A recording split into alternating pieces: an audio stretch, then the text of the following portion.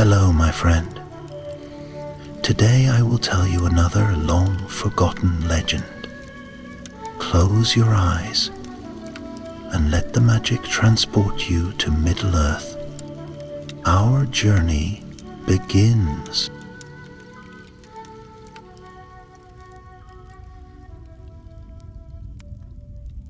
In the years after the Great War of the Ring, when the Dark Lord Sauron had been cast down and the lands of Middle-earth breathed again in peace, there came whispers, soft and unsettling, of a power stirring far beyond the sight of mortal eyes.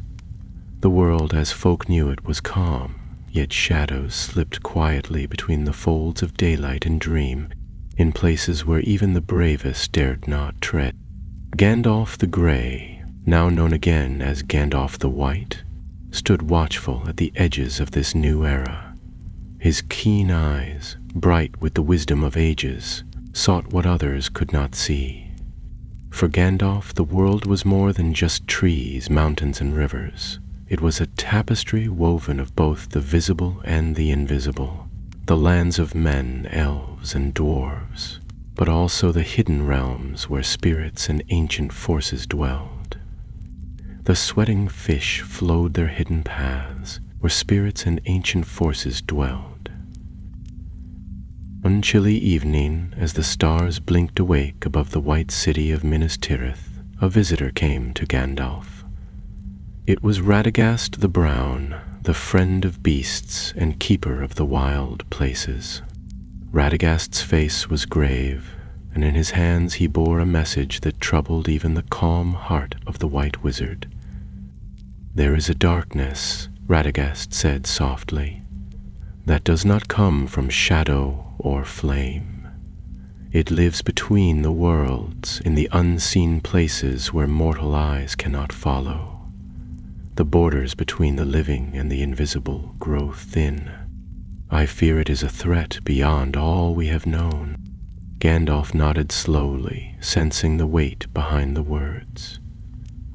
"The power of the unseen is older than Sauron himself," he said. "If it stirs, it means that something deep and ancient has awakened.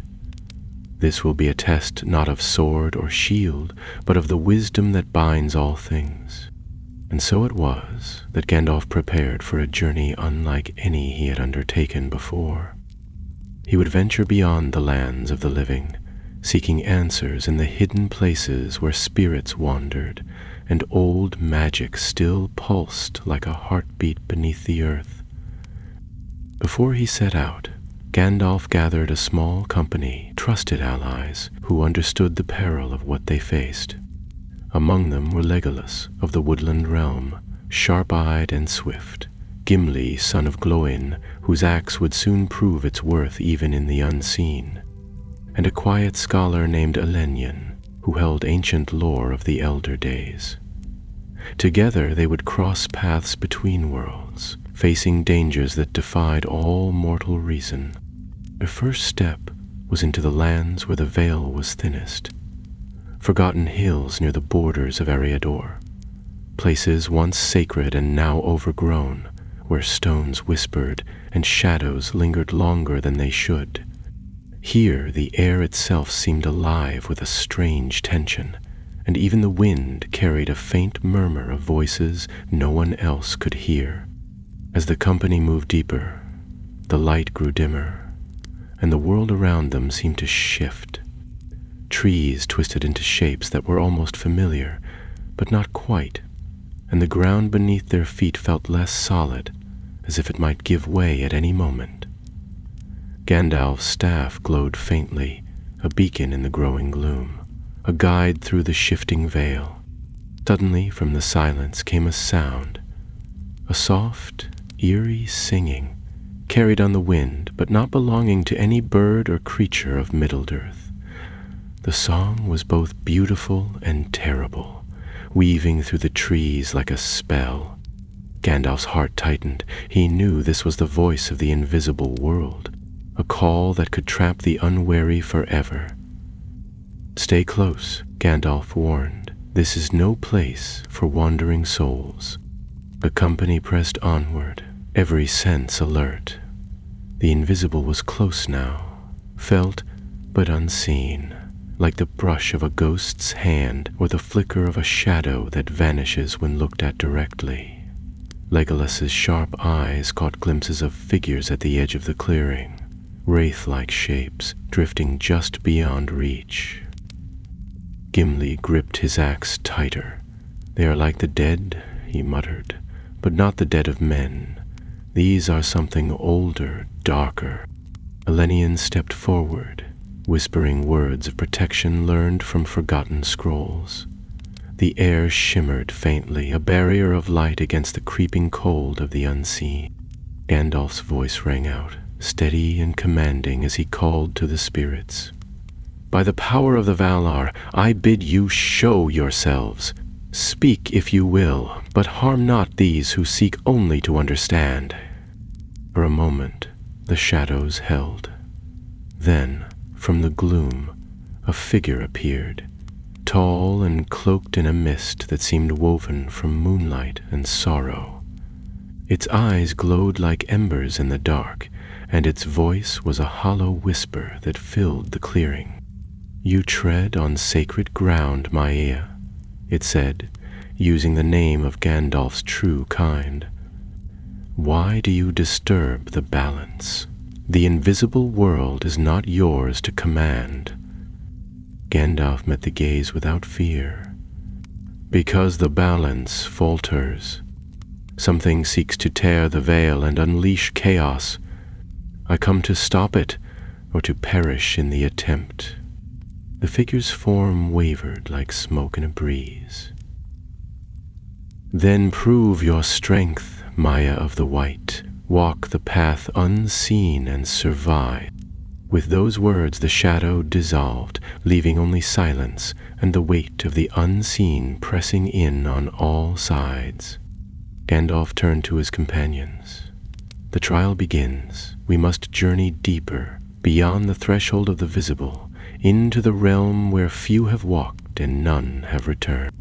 As the company steeled themselves for the road ahead, the invisible world stirred, waiting and watching, for the fate of Middle-earth might hinge on the power that Gandalf was about to confront. The next morning dawned pale and quiet, though no sun broke through the thick mist that clung to the land.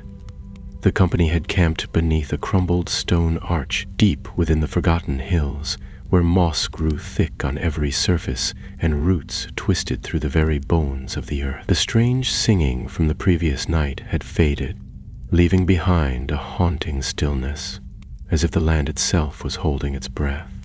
Gandalf rose before the others, his cloak already damp from the mist. He stood with his staff planted in the soft soil and gazed into the gray distance, his thoughts heavy. This place, unnamed on any map, had once been a site of great power, he suspected, perhaps a crossing point between the seen and unseen worlds. Such places were rare and perilous. It was here, he believed, that their true passage would begin. When the others awoke, the mood was solemn. Even Gimli, usually grumbling cheerfully at the break of day, said little as he packed his gear. Legolas moved with his usual quiet grace, but often turned to scan the trees, ears twitching at every unseen whisper. Elenian, the scholar, kept close to Gandalf. His slender fingers curled protectively around a leather-bound volume that bore the sigils of Valinor. It was a gift from his master in Rivendell, filled with lore rarely spoken aloud. "We should move while the veil is thin," Gandalf said, his voice low. "This place stands near a rift.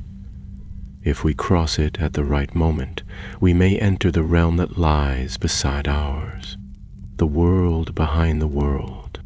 Gimli frowned. "And what do we do if we cannot return?" "We must return," Gandalf said firmly. "For what we seek threatens not only the invisible world, but this one too. If we fail, the two may no longer be separate." They set off beneath the arch and down a narrow path winding into a shallow valley. Here the ground grew softer underfoot, and the trees leaned in close, their branches heavy with silent watchers, birds that did not sing, and creatures with eyes that glowed faintly in the gloom. The deeper they went, the more the air thickened, not with smoke or fog, but something more elusive. It felt as if they were walking through memory itself. As the path leveled out, Gandalf raised his hand and brought them to a halt. Before them stood a circle of standing stones, half sunken and lichen-covered, ancient beyond reckoning. No inscription marked them, yet a power lingered among them like the aftertaste of a vanished storm. In the center of the ring, a narrow stream flowed, not of water, but of silver light, flickering and shimmering as though the stars had been poured into a ribbon and set to motion. "This is the Vale," Gandalf said quietly. "A crossing point between what is and what was never meant to be seen." Elenian approached the stream cautiously. "It's beautiful," he whispered, reaching out a hand. "But cold, unnaturally so, like the dead air beneath a tomb." "No living thing should touch it," Gandalf warned, drawing Elenian back. "To cross, we must not walk through it, but with it. Step by step, thought by thought. It is not our feet that must pass. It is our minds, our purpose." Gimli looked skeptical. "You speak in riddles, Mithrandir. Can't we just walk across?" "Would that we could," Gandalf said. "But this path does not open by will alone. We must be guided." At his words, he stepped into the stream. The silver light swirled about his boots, but he did not sink nor stumble. Instead, he closed his eyes and began to speak in a tongue older than Elvish, the language of the Ainur, filled with resonance and deep harmony. As he spoke, the air grew still. The silver stream brightened and lifted, curling around the other stones, spiraling higher until a figure emerged from within the light. It was a woman, tall and veiled, with eyes like distant stars and a voice like the sea in winter. She spoke no word, but raised one arm and pointed toward the east. Gandalf bowed his head. "She is a warden of the Vale, one of those who watches the crossing between worlds. She has given us passage." Then, without another word, he walked forward into the stream. The moment his foot touched the center, he vanished, not with a flash or a crack, but simply as if he had stepped behind a curtain of light. The others stared in stunned silence for a breathless second, then Legolas followed, graceful and sure. Elenian went next, trembling slightly, clutching his book. Gimli hesitated, muttered something about mad wizards and cursed rivers, and stepped into the light. The world changed. At first, it was nothing. No light, no sound. Just an empty stillness, as though they had entered the space between heartbeats. Then, slowly, shapes began to form. Trees, not of wood, but of silver mist. Stars above, though no sky held them, a ground that rippled underfoot like water, yet held firm. They had crossed into the invisible world. Here everything was familiar and strange. Shadows passed like smoke along the edges of their vision. The wind spoke in forgotten tongues. Time itself seemed altered. Too fast, too slow, or looping back upon itself. Gandalf stood tall, his staff now shining with a steady white light, his form more radiant than before. "This realm," he said, "was once known as the Shroud of Eron. It lies between Arda and the Void, a place for spirits wandering in half-light. Long ago the elves spoke of it in hushed tones, for only those near death or touched by great power ever glimpsed it. But now something moves here. something that would break the boundary and pour into the world of flesh and stone. Even as he spoke, a tremor ran through the strange ground. From the east, where the warden had pointed, a sound came. It was not footsteps, not hoofbeats or drums, but a resonance like distant thunder felt through bone. Legolas laid a hand on his bow. "We are not alone." Gandalf's gaze hardened. "No, and we must discover what walks this world unseen before it discovers us." They pressed forward through the silver haze, the path unclear, guided only by the faint pull of the warden's blessing. With each step, the land grew stranger, walls of mist that breathed like beasts, ruins of towers that had never stood in Middle-earth, and echoes of voices speaking names none of them had ever heard before. At last they reached a place where the mists parted, and before them stood a gate of obsidian and gold, carved with runes that shimmered faintly in the unseen light. It pulsed, almost alive, and from within came the low rumble of something vast and waking. Gandalf drew a deep breath. This is it. Beyond this lies the source. And behind them, the invisible world stirred with growing unrest. The gate loomed like a wound in the fabric of the unseen world. Though made of stone and metal, it pulsed as if alive, as though it breathed in time with some hidden heartbeat beneath the ground. The runes upon it shimmered softly, gold and red, forming and reforming strange shapes that Elenian could not decipher, though he tried to trace their origins in the recesses of his mind. Gandalf alone seemed to recognize them, and when he stepped forward, his hand raised but not touching the gate, he spoke in a low, even voice, careful and measured. "This was wrought by no mortal hand," he said. "These runes belong to the first tongue, the speech of spirits before the shaping of Arda. This door is sealed against flesh and will, but not against purpose. If we open it, we must be certain of what lies beyond." Gimli shifted uneasily, his boots scraping against the mist-veiled stone beneath them. "Then we should find out soon, wizard. I don't like the taste of this place.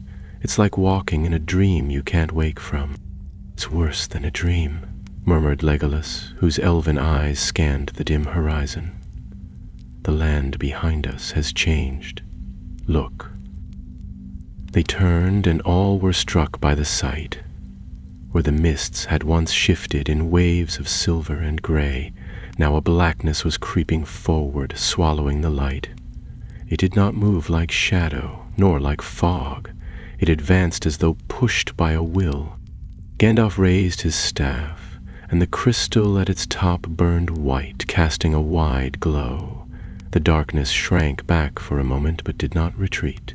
It hovered there, patient and slow, a gathering force. "We are being driven forward," Gandalf said grimly. "Whatever wakes beyond this gate does not wish to be found, yet its servants push us toward it nonetheless." Elenian, who had been silent, stepped to Gandalf's side.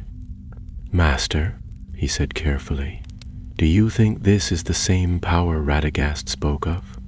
The one that stirs between the worlds?" "I do," Gandalf answered, "and I believe we are near its heart."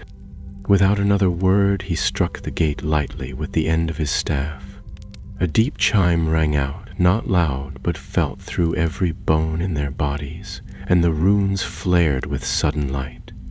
The obsidian doors quivered, then slowly began to part, grinding open to reveal a passage lit by a cold, internal glow. The air that rushed from within was colder still, as if the world behind the gate had never known warmth. They entered without speaking, one by one, Gandalf in the lead and Gimli taking the rear. The corridor within was vast and circular, its walls carved from the same black stone, though here the runes were older, worn and cracked, as if too much time had passed even for them. The light came from lines in the walls, flowing like veins of white fire, and high above, the ceiling disappeared into shadow. The deeper they walked, the more the pressure of the place bore down on them. It was not weight in the ordinary sense, but a heaviness of thought, of memory, as if every sorrow and fear they had ever known pressed close. Legolas paused once, his face pale. "I see them," he whispered.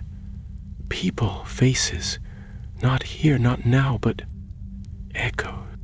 "I see nothing," said Gimli, frowning. "Only walls and stone." Elanian reached out to touch one of the glowing lines, but Gandalf pulled his hand back. "Do not touch the light," he warned. "It remembers. It stores not only power, but pain." The corridor ended in a chamber vast enough to hold a mountain. In the center was a dais of black crystal, and atop it sat a figure cloaked in gray, unmoving. Its face was hidden beneath a deep hood, and in its lap rested a staff, twisted, dark, and crowned with a jewel that flickered like dying flame. For a long moment no one moved. Then the figure raised its head, and though no features could be seen, a voice echoed through the chamber. "You are late." The voice was like the scraping of stone on stone, old beyond reckoning and steeped in bitterness. Gandalf took a step forward, eyes narrowing. "You are not of the living," he said, "and yet you wear the shape of one. What are you?" The figure stood slowly. Though it was not tall, the sense of presence it exuded was overwhelming. "I am a remnant," it said, "a shadow of a Maya who once defied the Valar. They cast me into the unseen world, binding me to silence and forgetting. But the veil weakens and I rise again." Gimli stepped forward, axe raised. "Another servant of Sauron, is it?" "No," said Gandalf, his voice grim. "This one came long before Sauron's dominion, before Morgoth fell. It is one of the forgotten, a fragment of the discord sung in the music of the Ainur." The figure inclined its head. "You name me truly. I am Dregul, who refused the light not in hatred but in hunger. I sought not power but knowledge, and now I know what lies beneath the world, what sleeps in the cracks of time. I will open the way for it." "You will do no such thing," Gandalf said, lifting his staff. "The balance between worlds is not yours to break." "It already breaks," hissed Dregul, raising his own staff. "You feel it. The veil tears a little more with every hour. I have called what sleeps in the void, and it comes. You are too late, Gandalf the White." A blast of force shot from Dregul's staff, and Gandalf countered it instantly, the two energies colliding in the air with a roar. Lightning sparked across the walls. The others were thrown back by the force of it, scrambling behind the columns that lined the edges of the chamber. Gandalf advanced, each step slow but sure, pressing against the weight of Dregul's power. The two staffs met in a burst of white and black light. For a moment the chamber seemed to collapse inward, the unseen world bending under the strain of their clash. Elanian, shielding his eyes, saw visions flickering in the air, cities burning, stars falling, mountains crumbling. And then the images were gone, sucked into the darkness like breath into a deep pit. With a final cry, Gandalf struck the jewel atop Dregul's staff. It shattered with a thunderous crack, and the figure stumbled back, cloak falling away to reveal a being made not of flesh, but of mist and fire. It gave a cry, high and inhuman, and dissolved into shadow. The staff clattered to the ground, lifeless. Silence returned to the chamber. Gandalf lowered his own staff and turned to the others. "This was only the first," he said, voice heavy. "Whatever Dregul tried to summon, it still stirs. The veil is not yet sealed." They stood together in the fading light, the weight of what was to come settling over them like a second cloak. The path ahead would be darker still, and the world they once knew might never be the same. The darkness retreated slowly from the chamber, curling back into the cracks of the unseen world as if ashamed. The broken staff of Dregul lay smoldering on the cold stone, the shattered jewel beside it no more than a pile of fine ash. The silence that followed was thick and uneasy, like the hush after a storm. Gandalf stood motionless for a time, his white robe streaked with soot, his brow furrowed deep in thought. Though they had triumphed in that moment, he could feel the strain in the very air, the veil still trembling, still frayed at the edges. The spirit of Dregul had been cast back, but the wound he had opened in the unseen realm remained. Legolas was the first to speak, his voice barely more than a whisper. "That was no servant of Sauron," he said. "I have stood before the Nine, and even they did not carry that kind of weight.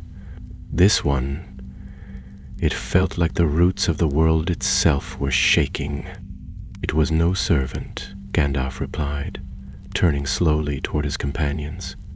"It was a fragment of Amaya, yes, but twisted beyond all nature, older than any name you might know. It sought knowledge not given to us, and in seeking it found something far worse." Elenia knelt beside the ruined staff and gently touched the stone beneath it. He withdrew his hand quickly, startled. "It's cold," he said, "colder than death, and yet it burns. I felt it in my bones." "That is the residue of forbidden power," Gandalf said. "Knowledge drawn from the void, that which lies outside Ea, beyond the circles of the world. Such knowledge is not meant for minds that dwell within time. It tears at the fabric of Arda just by being known." He looked up, his expression grim. "And now it is spreading." Gimli spat on the stone and grunted. "Then let's find it and smash it before it spreads too far. We've seen worse, haven't we?" "No," Gandalf answered. "We have not." There was no triumph in his voice, only resolve.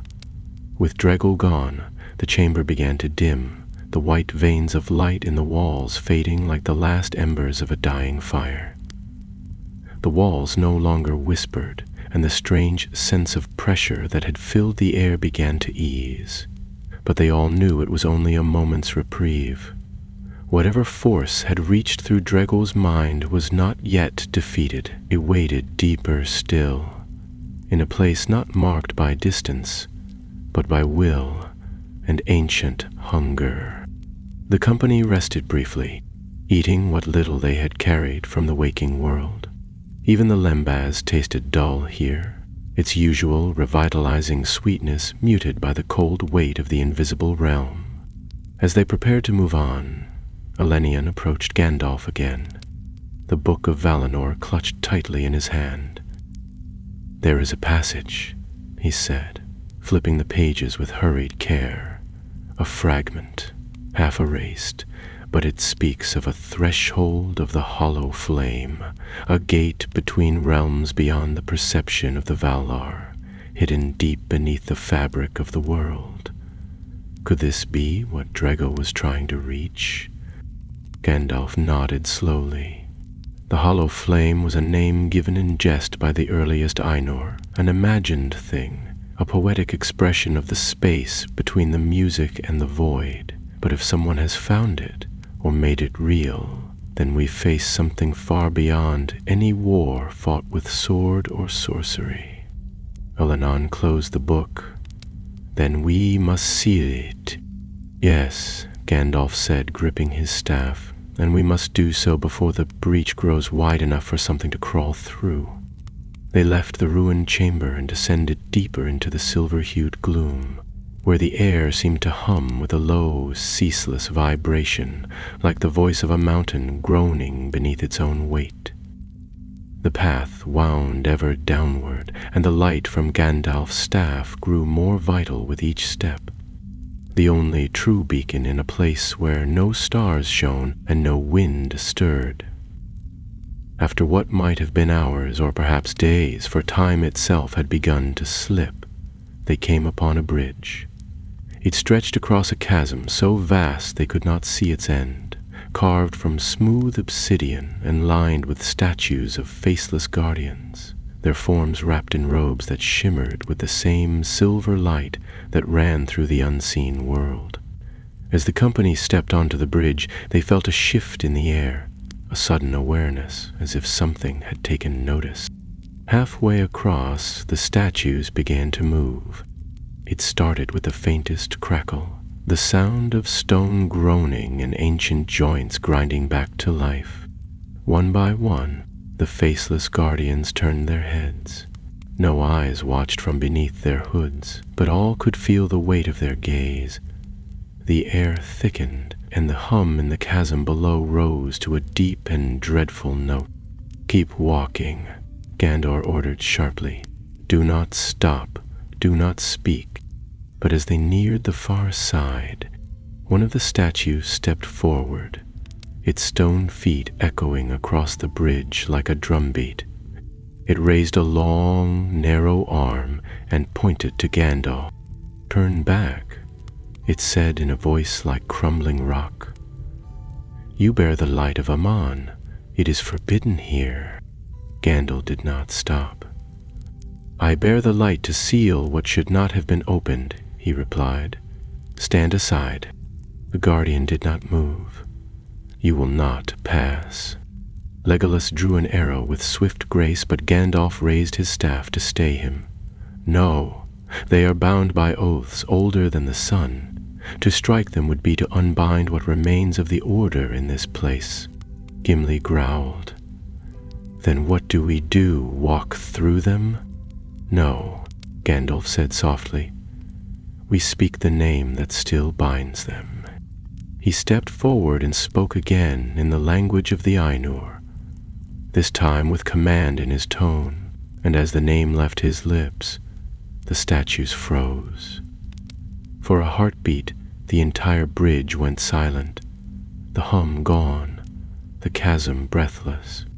Then, slowly, the guardian stepped aside. The others did not move, but they no longer barred the way.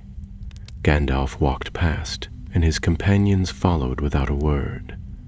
When they reached the other side, the statues resumed their eternal vigil, as still and silent as before. Beyond the bridge stood a doorway of pure light, neither warm nor cold, but dense, like mist given form. Gandalf turned to the others and placed a hand on the stone wall beside it. "This is the last gate," he said. "Beyond lies the threshold of the hollow flame. We step into a realm that was never meant for us." Elenian looked uneasy. "And what will we find?" "Something that waits," Gandalf said. "Something that was once thought impossible. If we can seal the breach, we may yet prevent it from entering our world. But if we fail, we will not return." Gimli tightened his grip on his axe. "Well, better to fall doing something worth the telling." Legolas nodded. "And worth the saving." Gandalf drew in a breath, deep and steady. Then, together, they stepped through the light of light. As they stepped through the veil of light, the world shifted around them with a strange and silent violence. There was no wind, no tremor, no flash, but the feeling was undeniable, like stepping from air into water, or from waking into dream. One moment they were standing on solid ground in the hidden corridors of the invisible world, and the next they were somewhere altogether different, a place where the rules of Arda no longer applied. The air here was thinner, the light dimmer, and the space itself felt stretched, as if the edges of reality had frayed. Gandalf walked ahead, his staff aglow with a steady light that did not flicker but pulsed gently, casting long shadows that did not behave as they should. The land beneath their feet was smooth and dark, not of stone nor soil, but some material that shimmered faintly beneath their boots, like glass filled with starlight. There were no walls, no ceiling, no clear direction, only a vast and open expanse that seemed to stretch endlessly outward, yet fold inward at the same time. This, Gandalf said quietly, is the threshold of the hollow flame. We are no longer in Arda, not in the way we understand it. We stand on the edge of what was left unfinished in the music of the Ainur, where notes were sung but never resolved, a space of pure potential and pure danger. Gimli muttered something under his breath and tapped the surface with his axe. It looks solid enough, but I'll not trust it. I can't even smell the air properly here. Legolas was alert, his senses stretched thin. I feel as if we're being watched, he said, not drawing his bow but keeping a hand near the quiver. Not by eyes, but something deeper, something older. Elenian had gone pale, though his eyes were bright with a strange light. It's all written here, he whispered, clutching the book tightly to his chest. Not in words, but in feeling. This place is memory, not ours but the world's. Gandalf nodded, stepping forward slowly. This place was never meant to be entered. It was set apart when the world was made. Here the thoughts of the Ainur drift, the forgotten dreams and intentions of powers greater than we. Dregel reached into this place, perhaps even drew something forth, and in doing so weakened the wall that separates it from the waking world. As they continued forward, the light began to shift around them.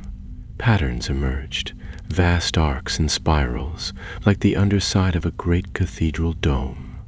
But instead of stone, they were formed of memory and resonance, flickering as they passed through them. With each step they were shown flashes of moments long lost. The fall of Númenor beneath black waves, the breaking of Thangorodrim, the first singing of the trees of Valinor. These visions passed like dreams in twilight, never lasting more than a breath, and yet leaving behind the echo of ancient emotion. Grief, joy, pride, ruin. Suddenly the air shuddered. It was not sound, but sensation, a pulse of something vast and aware. All of them stopped at once. Gandalf turned slowly, eyes narrowing. It feels us, he said, the thing that answers from the void. It is not yet whole, not yet fully born, but it listens now. What is it? Elenion asked, his voice hoarse. Is it one of the Ainur? No, Gandalf said. It is what they feared, a will unshaped by the music. A fragment of chaos that never took form. The void was not empty, it was merely waiting. Before any could reply, the ground beneath their feet shifted. The smooth surface cracked, not like breaking stone, but like the shattering of a reflection. Light split and swirled upward, and from the rift rose a figure, not tall but vast in presence. Its form changed moment to moment, sometimes cloaked, sometimes winged, sometimes as a beast of fire or a faceless king. It bore no eyes, no mouth, yet its voice came through the very ground beneath them. You have come to bind me, it said, its voice like 1,000 echoes in a bottomless cave. but I have already begun to wake." Gandalf stood firm. "You do not belong in this world. You were never part of the song." "And still I heard it," the voice replied. "In silence I listened. In darkness I gathered.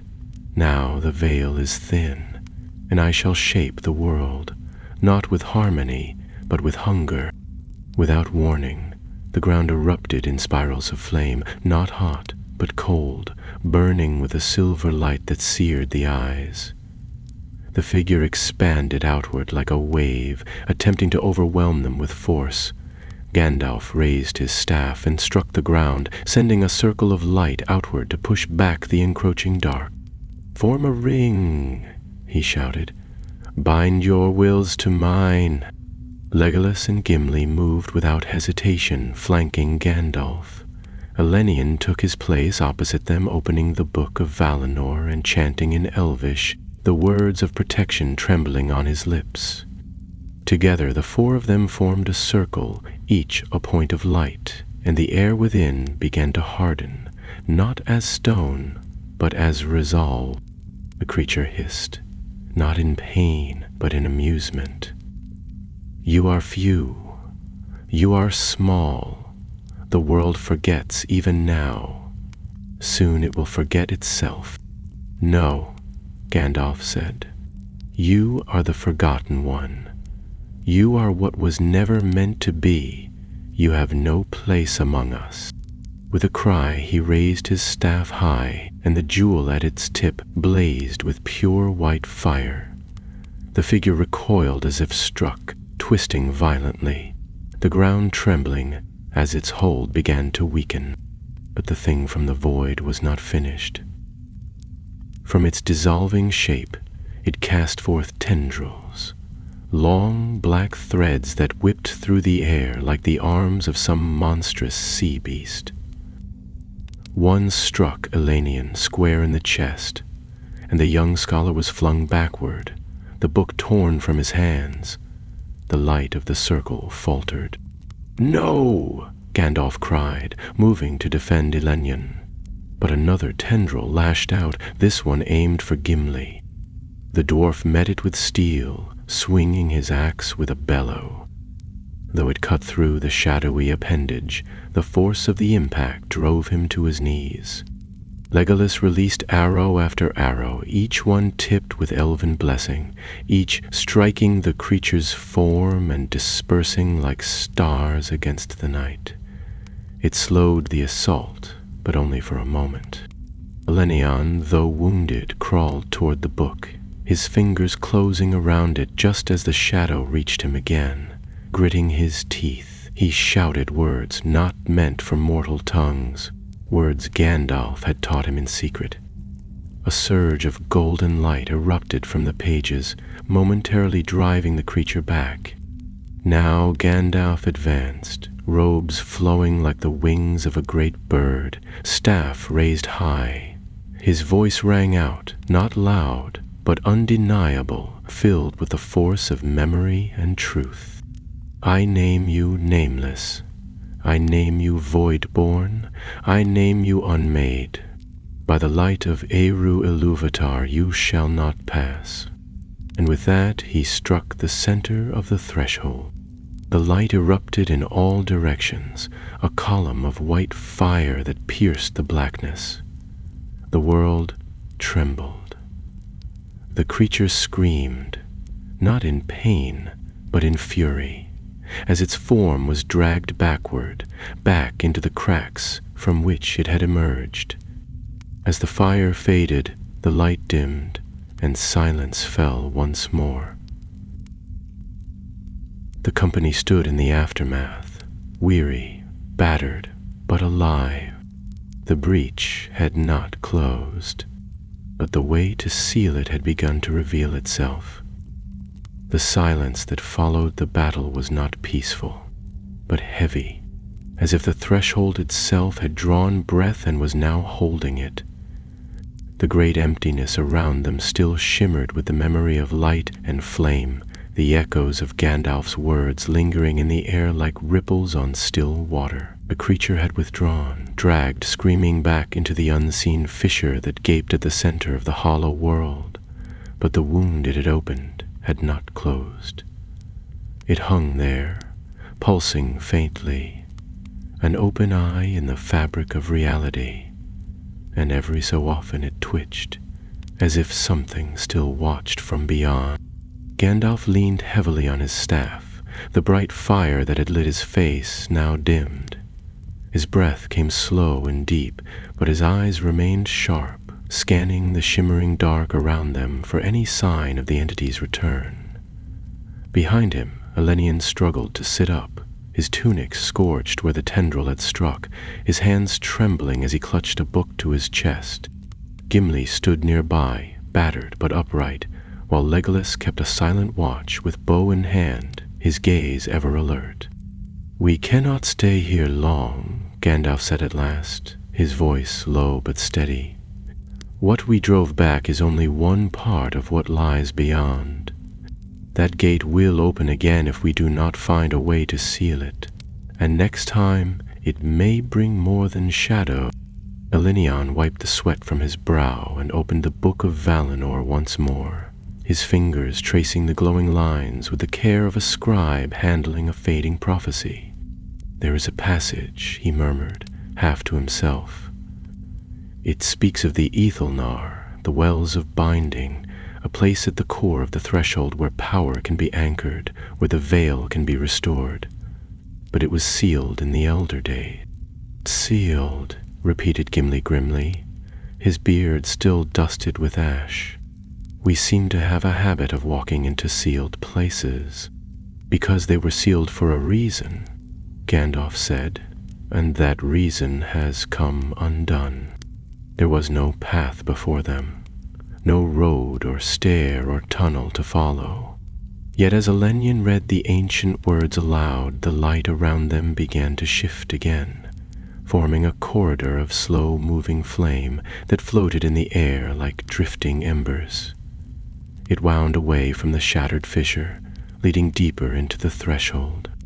"We follow that," Gandalf said, and without waiting for reply, he moved ahead, his white cloak trailing through the shifting dark like a stream of snow through shadow.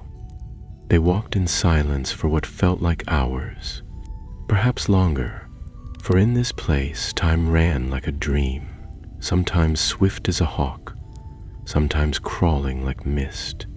The corridor carried them downward, and the light around them grew fainter as they descended, until only Gandalf's staff remained to push back the growing dark. Strange shapes flickered at the edge of their vision, spirals and runes and half-formed symbols that seemed to shimmer in and out of existence, like memories forgotten mid-thought. At last they reached a vast hollow, a chamber as wide as the dome of the heavens, and so high that no ceiling could be seen. In its center stood a pool, utterly still and perfectly circular, its surface like black glass. Around the edge were 6 stone pillars, each carved with symbols none of them recognized, shapes older than letters, older even than the tongues of the Ainur. The air hummed with silent power, not hostile, but ancient and waiting. "This is it," Gandalf said. "The Aethelnar, the wells of binding. This place was made before the shaping of Arda was finished, an anchor between the invisible world and the waking one. But it has been untended for too long. The seals are weak." Elenion knelt beside the pool, peering into its depths. "I see. Reflections. But not ours. I see the past. I see the fall of Gondolin. I see Morgoth in chains. I see Numenor rise from the sea and fall again." "The water shows what was," Gandalf said, "and through it, what could be. It is through this well that we must bind the rift, but the binding requires more than will. It requires sacrifice." Gimli scowled. "Of what sort?" "Memory," Gandalf replied. "Not the memory of knowledge, but of self.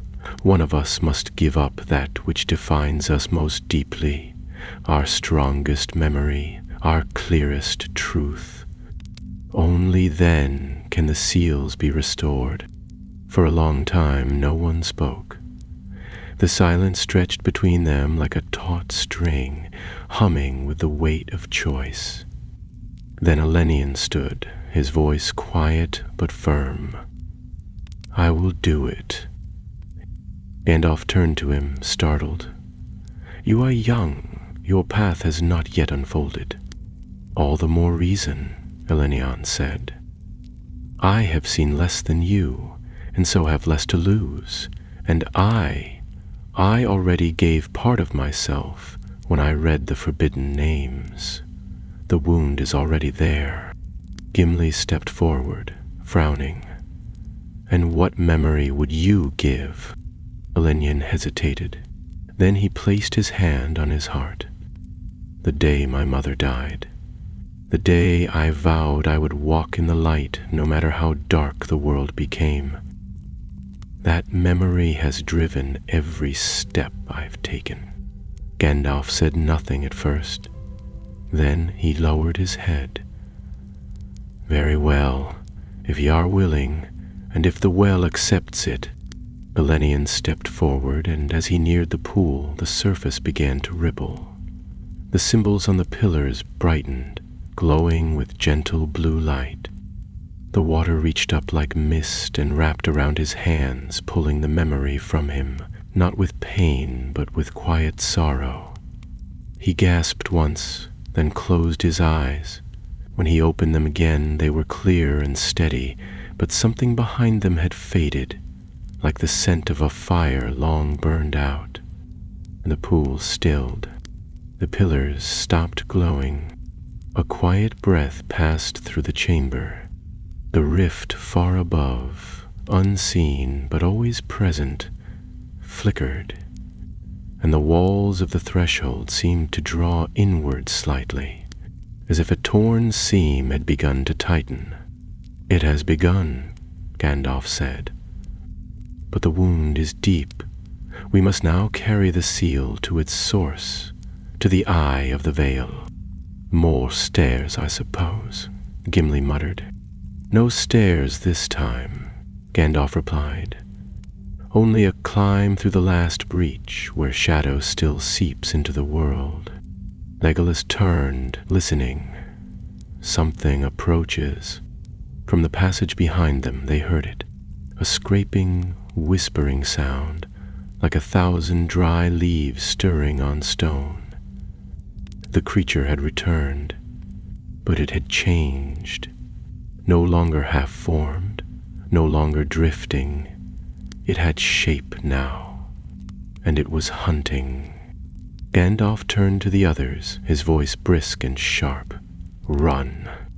They fled the chamber, the light of the well fading behind them as the darkness stirred and followed. The pursuit was silent at first, though all of them felt it in their bones. It was not the rush of feet behind them, or the rattle of claws on stone, but a presence, an intelligence, a pulling gravity that bent the world inward around it. The thing that followed had taken shape from the shadow it once wore, like a shroud, and it was no longer merely watching. It hunted now, swift and certain, and the corridor behind them had begun to collapse into nothingness with each passing heartbeat. They ran through the flickering dark, past dissolving walls and unraveling symbols, the corridor warping around them like a dream unraveling under fire.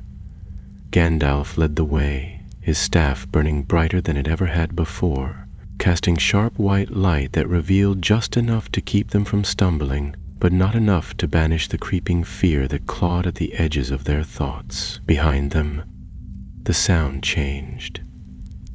Soft whispers turning into low growls, and then the unmistakable scrape of claws or limbs far too long, dragging themselves forward across the surface of the world. Gimli grunted as he struggled to keep pace, his armor weighing heavier with every step. "If this place gets any more cursed, I'll start calling it home," he growled, but there was no breath for laughter. Elenion was pale and focused, one hand clutching the book to his chest and the other pressing to his ribs where the tendril had struck. He kept up without complaint, his eyes flicking nervously over his shoulder every few steps. Legolas moved lightly, even in haste, his movements as fluid as ever, but there was tension in his frame that belied the usual grace. He had knocked an arrow to his bow, and though he did not turn to fire, he kept the string taut. "There!" Gandalf shouted suddenly. "Ahead!" The corridor opened into a vast space, unlike any they had seen thus far. It was not made of darkness or stone or the pale light of the threshold. It was sky, endless sky, silver and black, swirling with clouds that moved too slowly, as if time itself had thickened. In the middle of this suspended void was a tower, not built of stone, but of light bound into shape, rising and twisting like a frozen flame. It hovered over a platform of the same pale surface they had seen earlier, suspended in the nothingness. "This is the Eye," Gandalf said as they reached the edge of the platform. "The source of the breach. The tear in the veil runs through the center of that tower. If we can seal it there, the invisible world will rest again." But behind them, the shadows surged. A wave of formless dark poured into the opening, faster now, more certain. Shapes flickered within it, half-gorn limbs, eyes with no pupils, mouths with no voice. The creature had taken form, but not one. It had many, like a memory of 1,000 fears made flesh. The platform beneath their feet trembled, and the tower pulsed with an inner light as though it too felt the presence of the unshaped enemy. "We have to get inside," Elian cried, clutching the book as the wind began to rise. The seal. But the tower had no door. It had no base. It simply was. Gandalf closed his eyes. "This is not a place of form," he said. "We must enter not with our feet, but with our will. Bind yourselves to me." They joined hands, forming a circle on the trembling platform. Gandalf began to chant again, not loud but steady, his voice resonating with deep authority, a rhythm that was part of the music itself. As he spoke, the space around them began to shimmer, and their forms grew less solid, their outlines fading as though they were becoming part of the very light that made up the tower's walls. Then the platform vanished from beneath them, and they were no longer standing, but moving. Not falling, not flying, but drifting forward, pulled into the body of the tower like starlight drawn into a well. Inside, there was no gravity, no direction. They floated in a vast hollow space filled with spinning glyphs and shifting lines, as though a book had been written in the air and its pages turned by thought alone. At the tower's heart, suspended between two arcs of twisting silver, was the wound, a tear that ran through space like a cut in fabric, glowing with sickly gold and black light, pulsing with unnatural rhythm. From it seeped the substance of the enemy. Mist, shadow, voices, all spilling through into this space, and threatening to leak further into Arda. "This is where the seal must be placed," Gandalf said, drifting forward. "This is where it was first torn." When Drago reached too deep, he called to something outside the music, and that something answered. Elenion opened the book and began to recite. The language was difficult, the syllables sharp and unwieldy, but he spoke with certainty. As the words rang through the chamber, the glyphs around them began to slow, and the light changed from silver to white. The wound pulsed again, harder now, as though resisting. Then the shadows struck. From the edges of the chamber came shapes, armored now, twisted into grotesque reflections of men and elves, their forms misshapen but purposeful. The creature had clothed itself in forms that would fight. Dozens of shadow beings surged inward, clawing through the spinning symbols, tearing at the edges of the chant.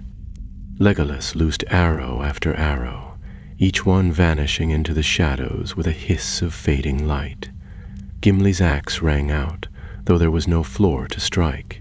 His blows still connected, shattering the forms of the attackers one by one. Elenion pressed on, his voice hoarse but unbroken, the chant continuing even as a shadow blade passed through his shoulder and vanished. He cried out, faltered, but did not stop.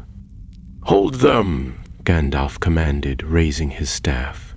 A ring of fire swept outward from him, forcing back the advancing shadows. He moved to Elenion's side and placed a hand over the book.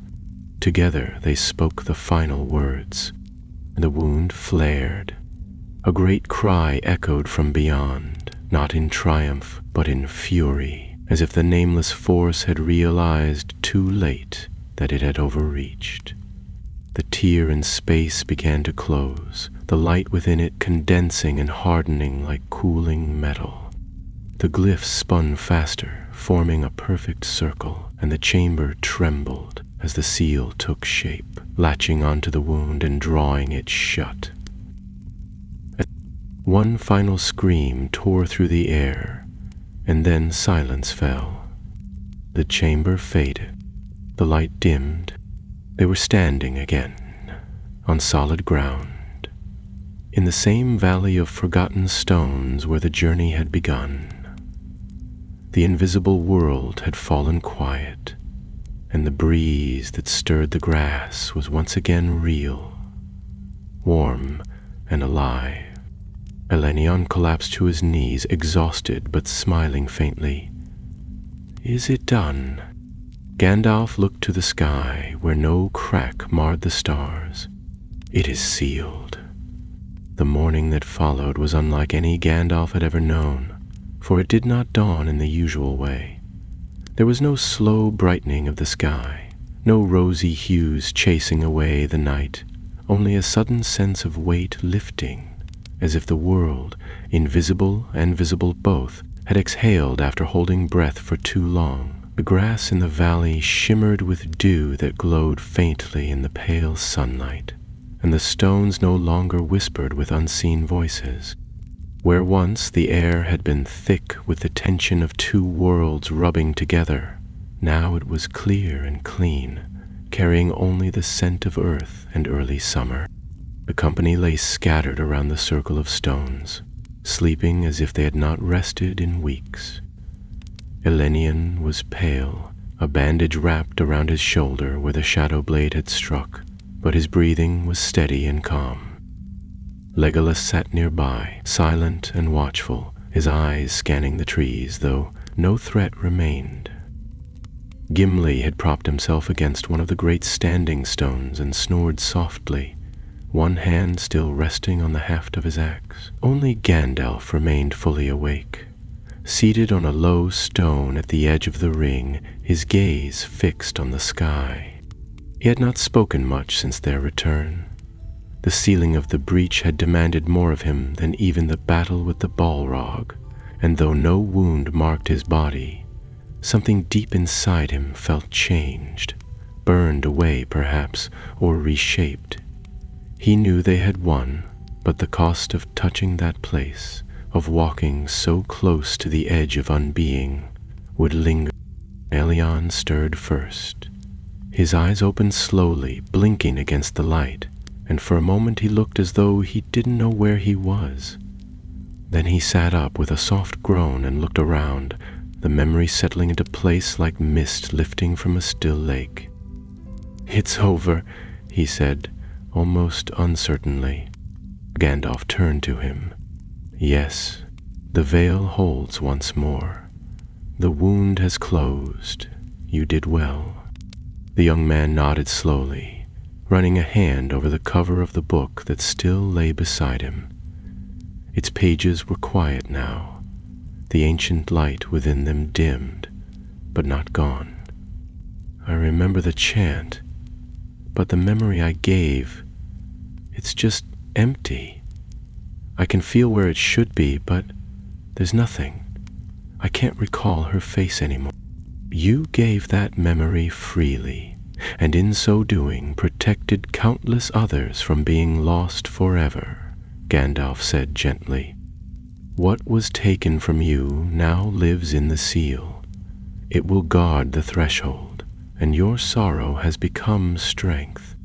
Gimli snorted awake and sat up with a scowl. I had a dream that a giant worm made of shadow was chasing me with a ladle, he grumbled, rubbing his eyes. If that was your invisible world, I want no part of it again. Legolas stood. It was no dream, he said, a faint smile on his lips. Though I believe the ladle may have been your imagination. Gandalf rose and dusted off his cloak. We have done what we came to do. The danger is ended, for now, but the memory of what we faced must not fade too quickly. There are still those in Middle-earth who traffic in the knowledge of things better left untouched. They broke camp soon after, taking only what they had brought. The land around them had begun to heal, the grass growing thick and green again, and the birds returning to the sky in cautious flocks. The journey back through Eriador was long, but not hard. No creature waylaid them, and no unnatural force twisted the path beneath their feet. The farther they walked from the place where the veil had thinned, the more the world seemed to settle, as though a deep ache had at last been soothed. In Bree they were greeted with wary glances and quiet words, for Gandalf had not passed through the town since the fall of Sauron, and his arrival always brought with it the scent of news from far places. They stayed the night at the Prancing Pony, where Barlaam Butterbur, though a bit grayer and slower than before, still remembered them well enough to serve a meal fit for kings and ask few questions. Elenion kept mostly to himself during the evening, seated near the fire with the book in his lap, though it remained closed. He answered kindly when spoken to, but his eyes drifted off into the flames, lost in thought. Gandalf watched him for a while, then came to sit beside him, placing a hand on the young man's shoulder. You will feel the absence for a while, he said, but in time it will become part of you. There is wisdom in pain, Elenion, though it is not often a welcome teacher.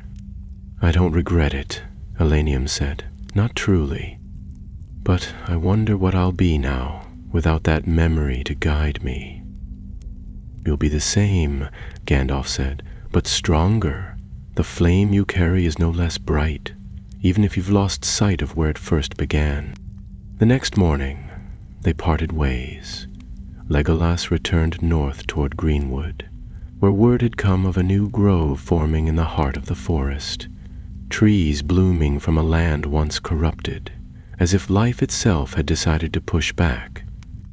Gimli made his way east, bound for Erebor, where stone halls called to him, and dwarvish lore needed a fresh retelling. Linian followed Gandalf a little longer, traveling south toward Gondor, where the libraries of Minas Tirith awaited, and new pages waited to be written.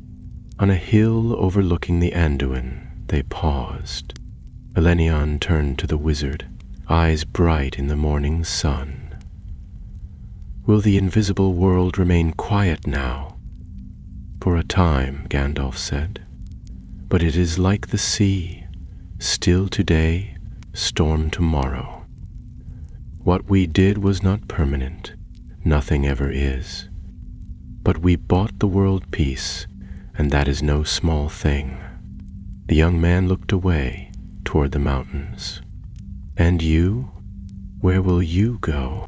Gandalf smiled faintly, his eyes distant. My time here draws short. There are shores beyond these lands where the light does not fade, and the sea speaks of old things in voices too deep for words. I have walked this world long enough." Elenion said nothing for a while. Then, quietly, he extended his hand. "Thank you." Gandalf took it in both of his own. "It was you who made the difference in the end. Remember that." They parted there beneath the wide sky, with the wind carrying their words away like leaves. Gandalf turned west, and Elenion watched him until he disappeared into the trees, his white cloak flickering like a star before it vanished. And so the tale of the invisible world came to a close, not with glory or trumpet song, but with quiet footsteps and fading light. The breach was sealed, the creature cast back into the void, and the balance between worlds restored. Yet the memory of what had been faced would linger, in old scrolls and whispered tales, and in the heart of one who had dared to sacrifice memory itself to save the world from forgetting everything. The white city shimmered like pearl and snow in the golden light of late afternoon, its many levels rising proudly above the land as if carved from the bones of the mountains themselves.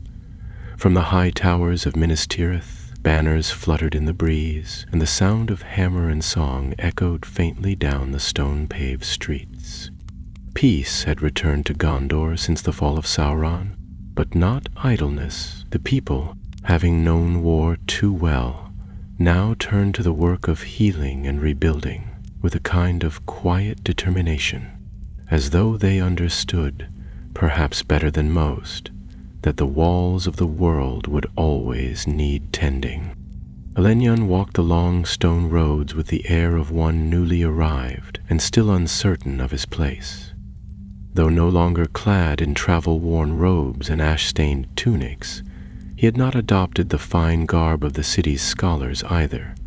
Instead, he dressed simply, a gray mantle over a soft green tunic, and carried with him the worn satchel that held the book from Valinor, still bound tightly though its light had dimmed. His wound had healed slowly, and though the mark of shadow on his shoulder had faded, the ache returned some nights when the wind howled across the peaks, or when the stars shimmered too brightly, as if the veil were thinner than it should be. He had come to Minas Tirith to study, as Gandalf had urged, and to understand more fully the powers that had nearly torn the world apart. The king had granted him access to the great library that overlooked the court of the fountain, and it was there, beneath painted ceilings and candle-lit alcoves, that he spent his days. The lore masters of Gondor were welcoming, if a little cautious at first, unsure what to make of a traveler who carried a book of sacred elvish origin and spoke of veils and invisible realms. But Elenion did not boast of his journey, nor seek praise for what had been done. He came only to learn, and, in learning, to prepare. For though the breach had been sealed, he knew it was not the end. One day, as the spring rains passed and the sky cleared to a brilliant blue, a rider arrived from the north, bearing a sealed letter marked with the sigil of Rivendell. Elenion opened it in the quiet of the Argive, its words written in the flowing script of Lord Celeborn himself. It spoke of dreams sent to the wise, of a whisper on the wind that came not from the trees nor the earth, but from somewhere beyond. Something had stirred again in the far north, near the ice bay of Foroshel. Strange lights in the sky, echoes beneath the sea ice, and a silence in the hearts of beasts that once roamed freely. Elenion read the letter twice, then tucked it away in his satchel. That night he climbed to the highest terrace of the city, a place Gandalf had once frequented during his many stays. There, beneath the stars, he opened the book once more, and though its pages remained dark, he felt a warmth in the spine, a quiet awareness like a sleeping mind stirring in answer to his presence. He did not speak aloud. He merely closed his eyes and listened. Some time passed. Then a soft voice behind him broke the silence. You always did like heights. Elenion turned quickly, startled, and then smiled. A woman stood there, her cloak wind-tossed, her hood drawn back to reveal hair the color of dark oak leaves and eyes that glinted like river stone. She was not young, though neither could her age be guessed easily. She moved with the grace of someone used to walking in the wild places of the world. "Lyra," he said, rising, "I didn't think you'd find me here." "I didn't mean to. I was looking for the archives," she replied, stepping beside him. "But I saw someone standing still, and I thought, well, no one stands still unless they're thinking very hard or very sadly. Or both." Elenion laughed softly, the sound surprising even himself. "It's good to see you. How long has it been? Since the borders of Holland and the foxes that tried to eat our pecks," she said with a grin. "You looked thinner then." "I felt thinner," he replied, and then, more quietly, "Things have changed." She nodded, looking out over the city. "I heard whispers of what happened. Some say you went beyond the world and sealed a crack in the sky. Others say you were swallowed by mist and spat out, with your memories missing." "Both are true," he said. She turned to study his face, serious now. "And is it finished?" "No," Elenion said after a pause. "Only paused. Gandalf warned me. The wound in the veil can heal, but not if others keep trying to tear it open again." Lyra was silent for a while. Then she reached into her pack and pulled out a scroll bound in deep blue ribbon. "This came from Dale," she said.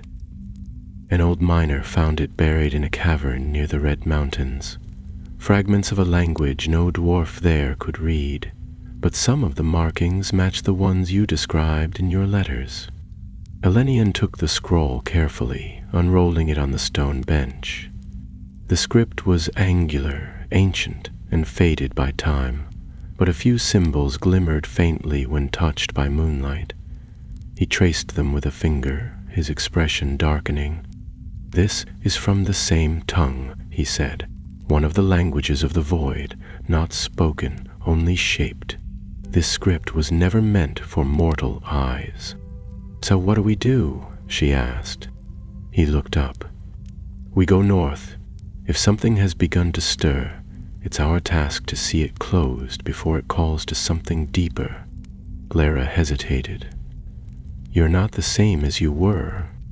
"No," he said.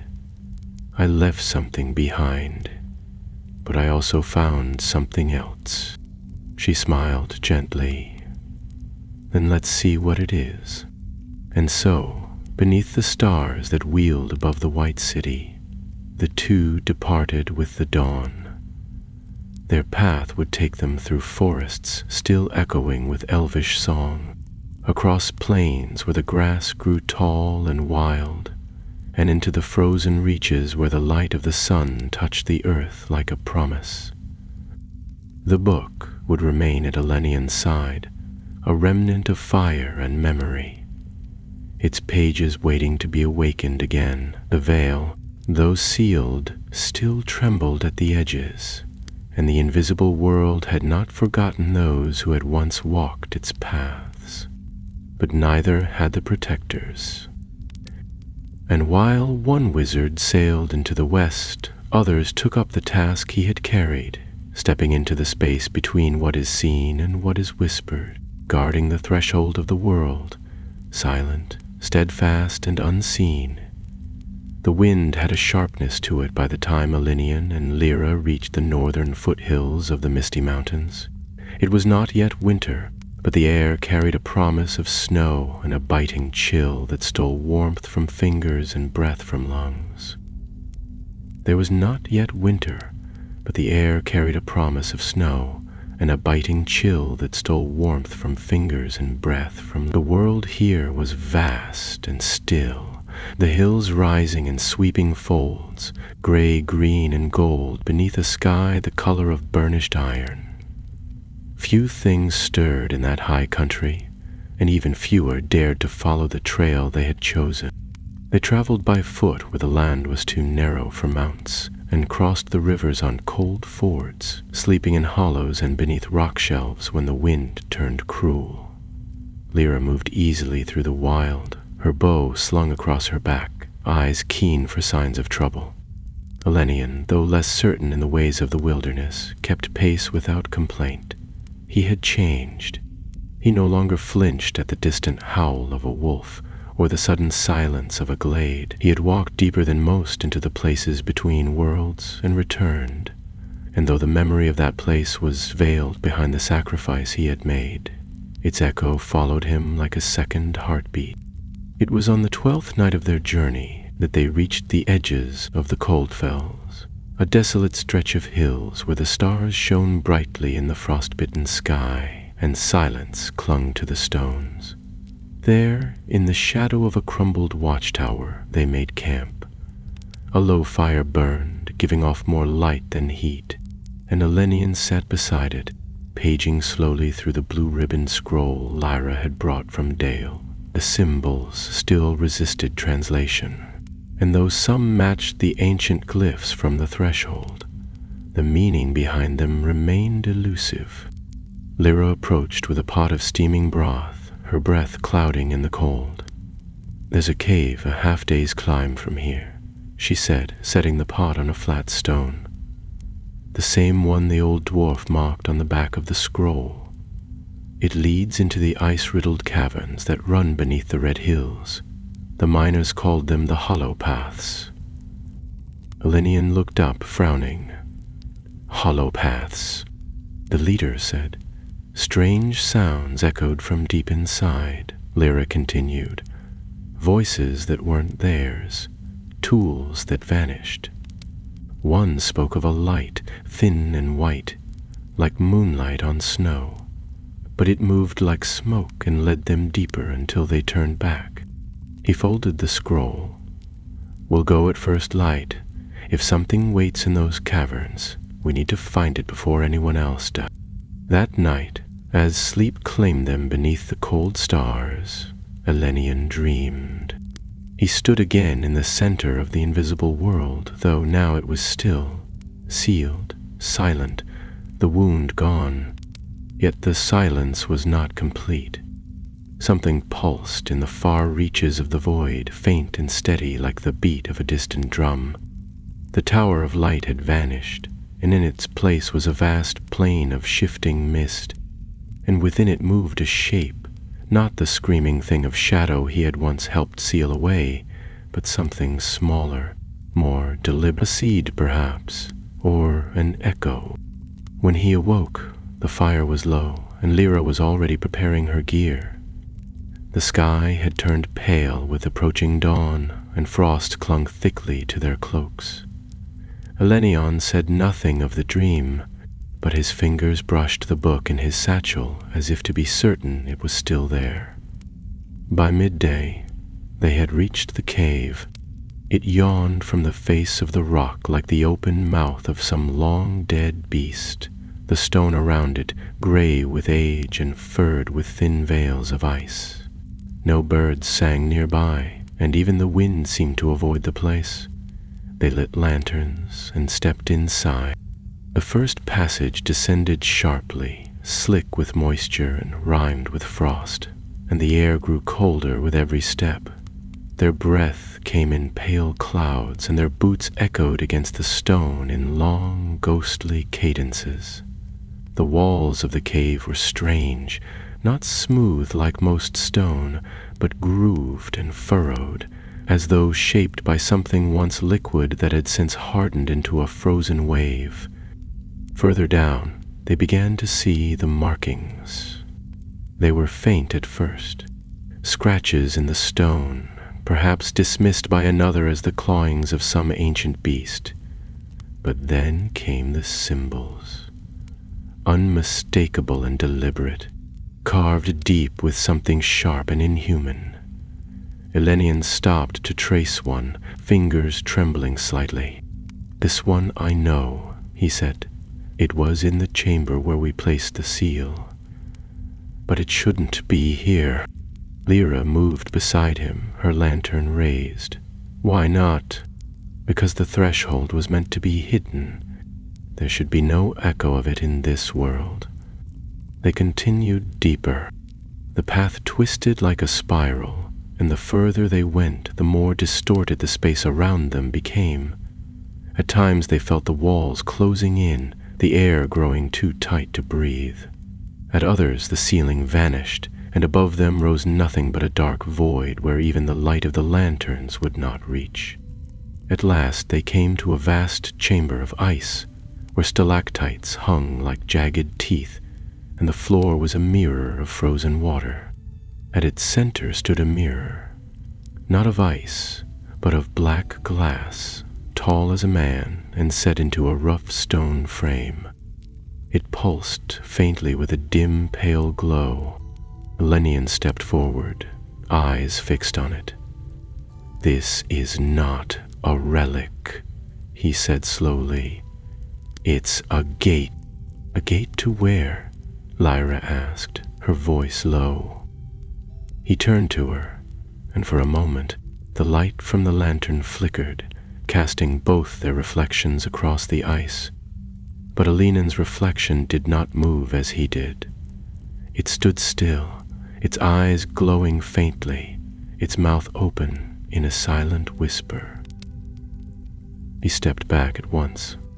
"It's not just a gate," he said. "It's a tether. Something from beyond has anchored itself here." Even as he spoke, the glow of the mirror brightened and the air around them thickened. A faint sound rose, a slow rhythmic pulse like breathing, cold and ancient. "We need to leave," Lyra said quickly, raising her bow. "We're not ready." But Elenion stood frozen, his hand still on the satchel. "No, this is what we came for. The seal holds, but this is another path, another tear. Someone else has opened this from the other side." From the mirror came a ripple, and in its depths they saw movement.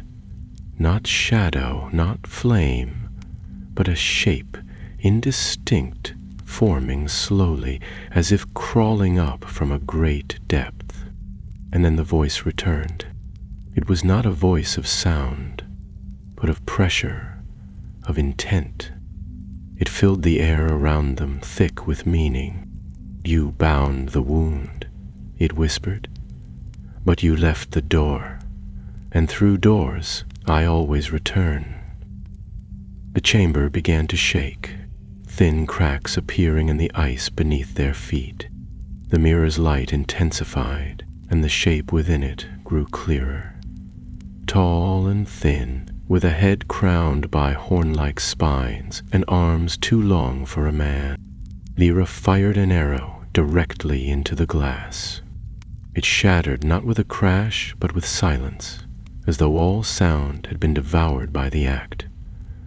The mirror dissolved into mist, and the shape vanished with it, leaving only the pulsing echo behind.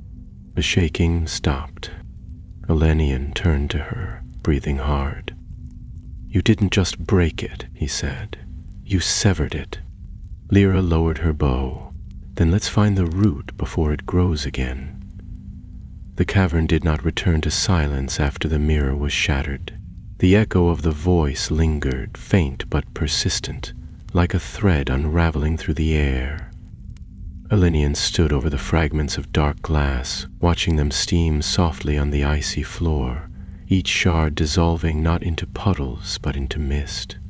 It rose and vanished as though it had never been. Yet what they had seen, what had tried to come through, was not something that could be forgotten or dismissed. Lyra paced a short distance away, bow still in hand, her eyes never resting in one place for long.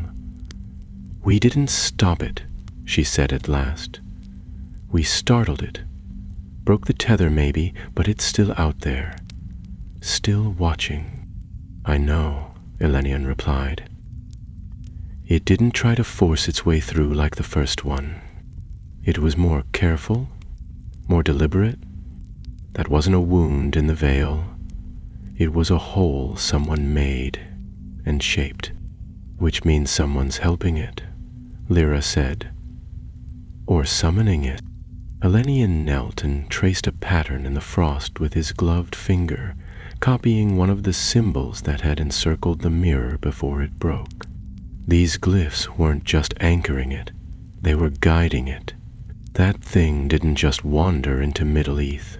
Someone called it, just like Dregel did, only this time with more control. But why? Lyra asked. The veil was sealed. The balance was restored. Anyone powerful enough to do this would know the risk. If the breach widens again, it won't be like before, Elenias said darkly. It'll be worse, because now it knows us. They didn't linger in the cave. The air had begun to grow heavy again, not with cold, but with a sickening sense of a place watched. They retraced their steps quickly, winding back up the frozen passages, careful not to speak too loudly or move too fast. By the time they emerged beneath the gray sky, a wind had picked up from the east, stirring loose snow across the barren hills, and howling through the broken stones like a voice with no words. They didn't speak again until they'd made camp in a narrow ravine sheltered by leaning rocks. The fire they lit flickered uneasily, as if disturbed by more than the wind. Elenia sat near it, writing hastily in a leather-bound journal, copying the glyphs and adding notes in Elvish and the common tongue. Lyra sharpened her blade by firelight, her brow furrowed in thought. She stood, her brow furrowed in thought. "We need to return to Rivendell," she said after a while. "Or to Gondor. Tell someone." Elenian shook his head. "We can't leave yet.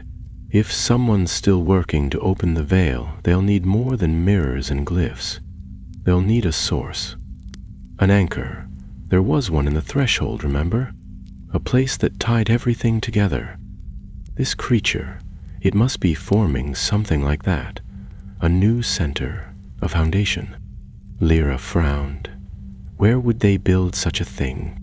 Somewhere old, somewhere forgotten. But it has to lie along the seam, between the seen and the unseen. He rifled through the pages of the scroll, lips moving as he read silently.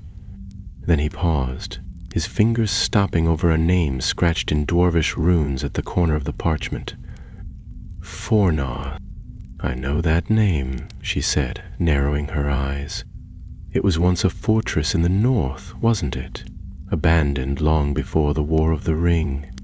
My father mentioned it when I was a child, said it was a place where even silence refused to sleep." "It was built above a fault," Elenian said. "Not of rock, but of spirit.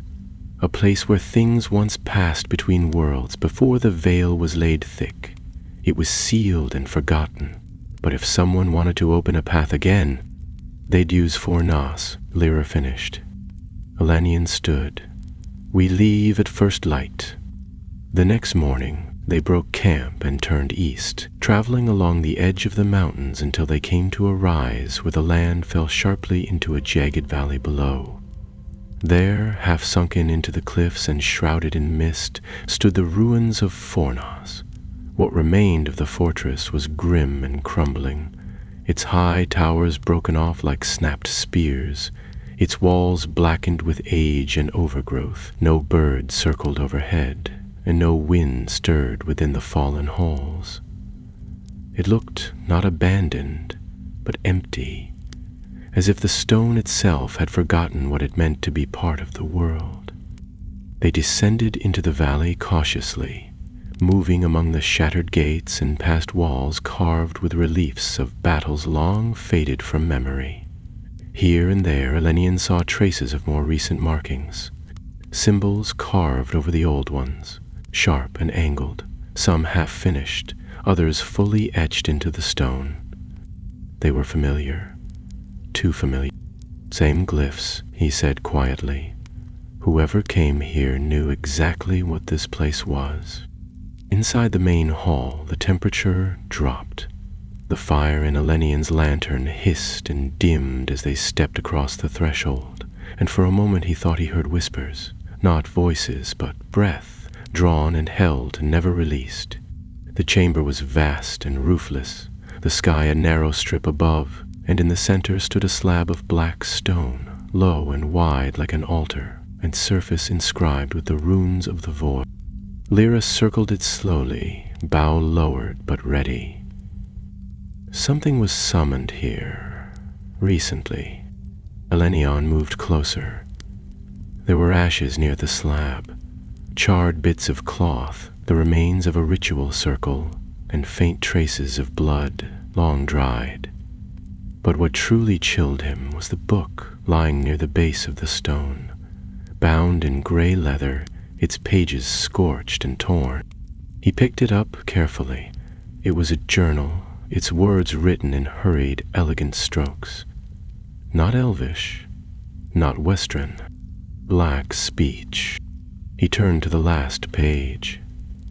A single sentence had been scrawled in blood-red ink, as if scratched in haste. The door will open, the nameless will rise. He looked up slowly. They've already begun. Elegnan stood in the heart of Fornos with the ruined journal in his hands, the words still fresh in his mind. The door will open. The nameless will rise. The message was not a warning. It was a promise, one made by someone who had come here not by accident, but with purpose, and who had known precisely what they were awakening. Around them the dead fortress whispered with cold silence, as if holding its breath for what was to come. "We're not alone," Lyra said quietly, her eyes scanning the crumbling archways above. "I saw a shape, just there, beyond that column. It moved like shadow, but had weight." And Elenian closed the journal and tucked it into his cloak. "It's watching us.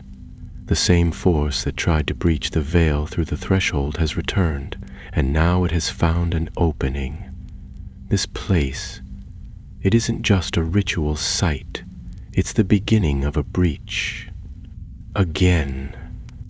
The black altar in the center of the hall began to pulse, not with light, but with a dull shimmer of heat that rose like waves from scorched stone. The glyphs carved into it stirred faintly, shifting as if alive. The sigils weren't merely etched, they were reacting, responding to the presence of something beneath. Lyra took a step back and notched an arrow to her bow. Elenian raised a hand, not in warning but in stillness. Then came the sound. It was not a roar or a scream. It was the soft, low breath of something enormous, and far beneath the earth.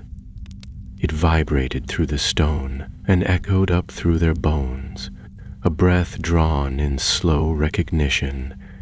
And then, from the corners of the room, the shadows began to stretch. Figures emerged, tall and pale, robed in the tattered garb of long-forgotten cults. Their faces were obscured by masks of iron and bone, and in their hands they held staves etched with the same void-born runes. They moved without urgency, surrounding the hall in a loose circle, their movements ritualistic, purposeful. Lyra lowered her bow just slightly. "How many?" "12, Elenian said softly. "One for each pillar of the threshold." The cultists began to chant, their voices rising in a cadence that twisted the air. It was not loud, but each word carried weight, as if spoken not in sound, but in meaning. The ground trembled with their voices, and the altar began to glow, pale and cold, like moonlight on ice. "We have to stop the ritual," Lyra said. "We can't let them open another gate." Elenian stepped forward, unfastening the satchel that held the Book of Valinor. "We sealed the breach once," he said. "We can do it again, but this time We have to end it completely." Before she could speak, he opened the book. The moment the pages parted, light erupted, bright and golden, filled with the echo of distant songs. The cultists recoiled, their chant faltering, and the altar's glow flickered. The glyphs on the slab writhed and blackened as the presence of the book pushed against them. Elenian's voice rose, chanting in the old tongue, the one Gandalf had taught him, the one born from the music itself. The words did not strike like weapons. They harmonized. The book did not attack. It sang, and in doing so it unraveled the twisted cords of the ritual. Lyra fired the first arrow. It flew swift and true, striking one of the masked figures in the chest. The cultist fell with no cry, dissolving into dust that scattered across the stone.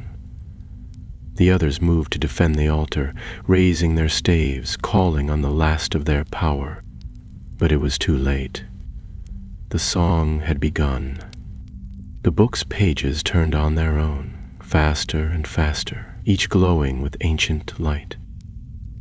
Elenian stood still at the center of it all, his voice steady, unwavering. The glyphs on the altar cracked and shattered. One by one, the cultists faltered and fell, their bodies consumed by the very power they had tried to awaken. The room trembled. The breath beneath the earth turned into a cry, high, furious, and distant. Then the altar broke. With a sound like thunder splitting the sky, the stone cracked in half, releasing a pulse of force that threw both Elenian and Lyra backward. The book fell to the ground beside him, pages torn and glowing faintly. The air shimmered, and the echo of the Nameless One's cry faded into silence. It was over. The chamber grew still again, the last traces of the ritual crumbling to dust. The figures had vanished. The altar was no more. Only the broken journal and the half-burned remnants of the summoning remained. Lyra rose unsteadily, coughing as she crossed to Elenian, who sat motionless beside the book. His eyes were open, but he looked somewhere far away. "You're still here," she said. He blinked slowly and nodded. He tried again, but the song reached deeper. It wasn't just sealing this time, it was severing. "Severing? There's no path left," Elenian said quietly. "We didn't just close the door. We broke the foundation. That thing, whatever it was, can no longer touch this world, at least not like before." Lyra exhaled and lowered herself beside him, staring at the ruins. "Then it's done, for good this time." He nodded again. "Yes, and I think the book is finished too. It gave what it had to give." She touched the book's cover gently. The pages no longer glowed. The warmth was gone, replaced with the feeling of an old fire finally gone cold. They left Fornos behind that evening, traveling under the pale light of a waxing moon. The winds had changed again, and this time they carried no whisper of breath or threat. The snow returned, falling gently, coating the ruined fortress and covering the marks of what had taken place. By the time they reached the foothills, the book was sealed in its satchel, and Elenian carried with him a single unmarked page, blank but heavy with promise. Lyra asked nothing of it, and he said nothing, but he held it close, as though he knew it would be needed again someday, in some far-off age when the world would forget and the veil would thin once more. For now, the world breathed in peace. The threshold had held, and Gandalf, far across the sea, might have smiled,